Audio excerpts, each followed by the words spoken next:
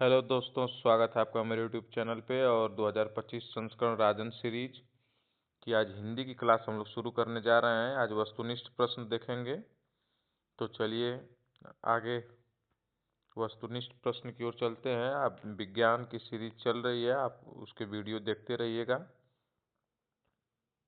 हिंदी में हम लोग आज वस्तुनिष्ठ प्रश्न करेंगे।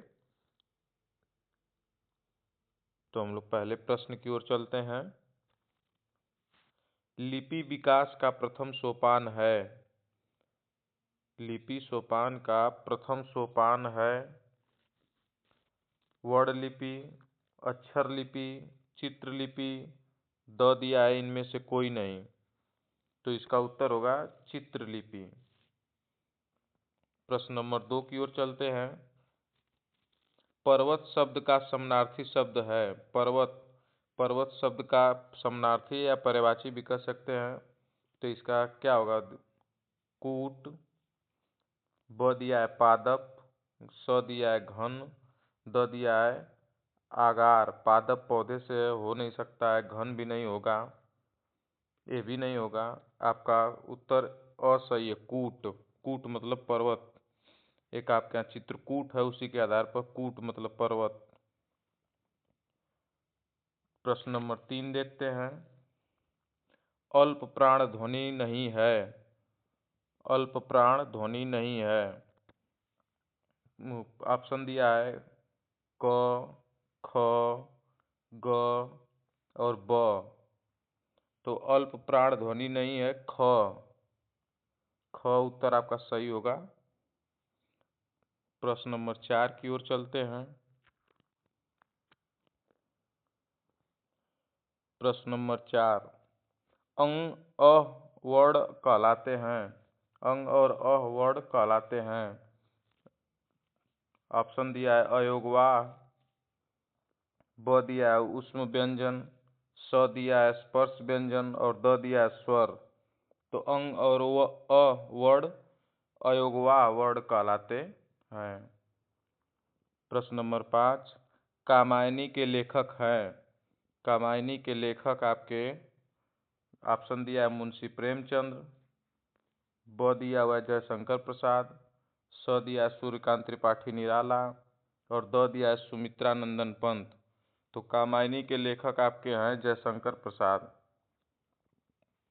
प्रश्न नंबर 6 देखेंगे, दिया हुआ है कि जो शब्दांश किसी शब्द के आदि से निकलकर उसके अर्थ को बदल देता है वह कहलाता है।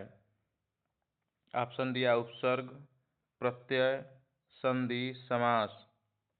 इसका सही उत्तर है प्रत्यय। जो शब्दांश किसी शब्द आदि से निकलकर उसके अर्थ को बदल देता है उसको प्रत्यय कहा जाता है। यह अति लघु उत्तरी में भी पूछ सकता है आपको। प्रश्न नंबर 7 देखते हैं। संज्ञा के स्थान पर प्रयुक्त होने वाले शब्द कहलाते हैं। क्या कहलाते हैं? संज्ञा कहलाते हैं, सर्वनाम कहलाते हैं, विशेषण कहलाते हैं, क्रिया कहलाते हैं। संज्ञा के स्थान पर प्रयुक्त होने वाले शब्द सर्वनाम कहलाते हैं। सर्वनाम सही, ब उत्तर है। प्रश्न नंबर 8, काव्य को कितने भागों में बांटा गया है? काव्य को कितने भागों में बांटा गया है?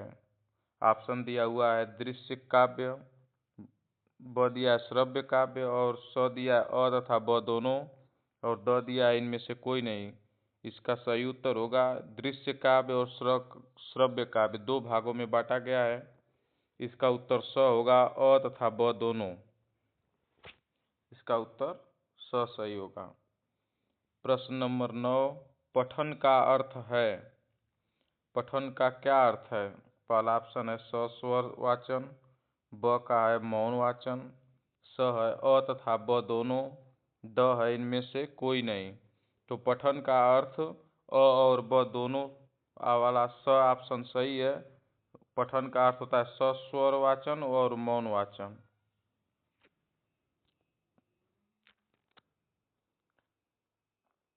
प्रश्न नंबर 10 की ओर चलते हैं। मरकट का पर्यायवाची शब्द है। ऑप्शन दिया हुआ है पानी, ऑप्शन ब दिया है पुत्र, ऑप्शन स दिया है मित्र, ऑप्शन द दिया है बंदर। तो मरकट का पर्यायवाची शब्द है बंदर।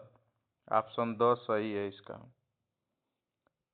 प्रश्न नंबर 11, किस प्रणाली से छात्रों में सक्रियता बनी रहती है?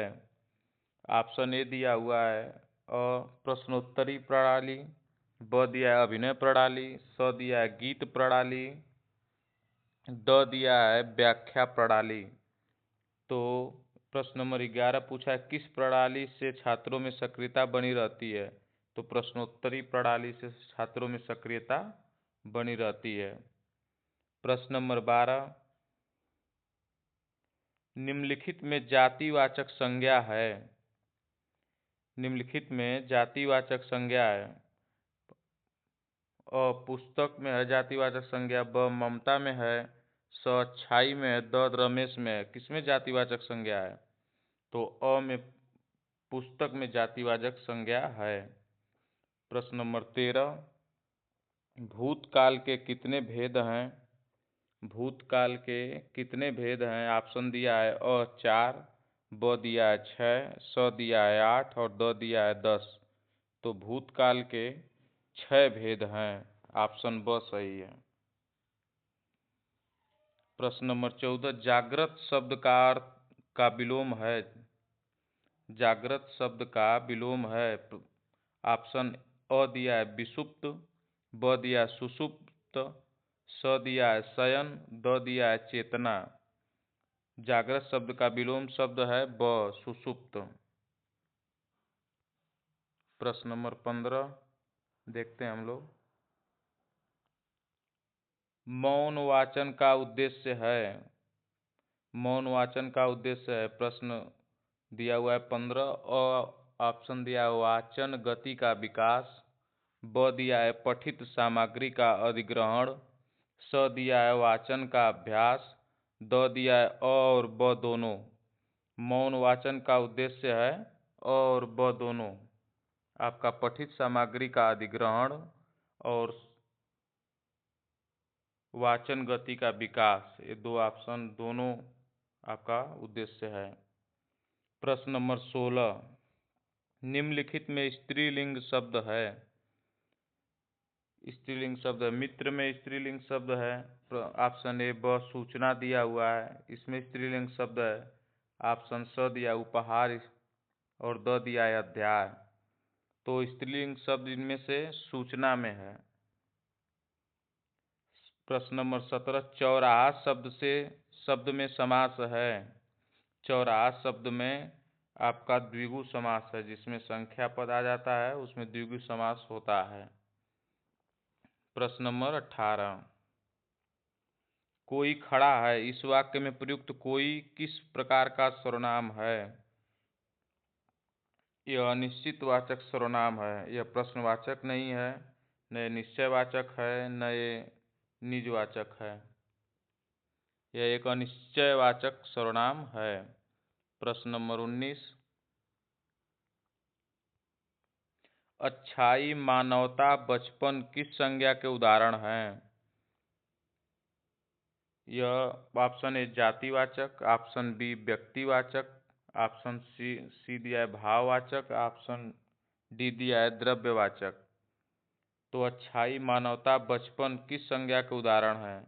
यह भाववाचक संज्ञा के उदाहरण है। आपका स सही है। प्रश्न नंबर 20, कौन सा परिमाण बोधक विशेषण है? 20 नंबर देखिएगा, कौन सा परिमाण बोधक विशेषण है? ऑप्शन अ दिया है कैसा, ब दिया है लाल, स दिया है तिकोना, द दिया है थोड़ा। तो परिमाण बोधक विशेषण थोड़ा है। जो परिमाण दे रहा है कि थोड़ा है, ज़्यादा है, कम है। तो अभी 20 प्रश्न हम लोग देख लिए हैं। अगले पार्ट में हम लोग 21 से वस्तुनिष्ठ प्रश्न करेंगे। धन्यवाद।